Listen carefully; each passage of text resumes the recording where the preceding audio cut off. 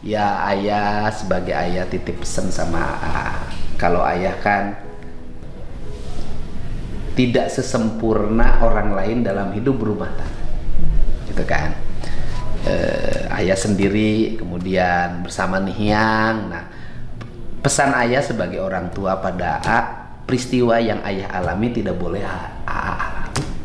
Jadi walaupun ayah bukan contoh yang sukses dalam membina rumah tangga, tetapi tetap sebagai orang tua berharap anaknya itu sukses dalam rumah tangganya.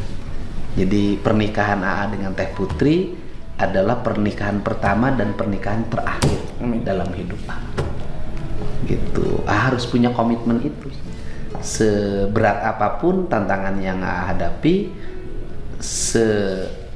panas apapun kehidupan yang hadapi, harus tetap mempertahankan sebuah rumah tangga.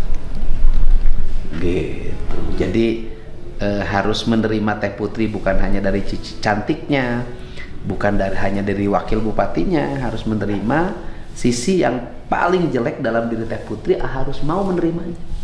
Udah siap menerima itu? Sudah. Bawelnya ada nggak? Ada. Ada. Menerima bawelnya? Menerima. Cemburuannya ada nggak? Ada. Menerima cemburuannya. Tahan terhadap itu semua ya. Alhamdulillah. Alhamdulillah.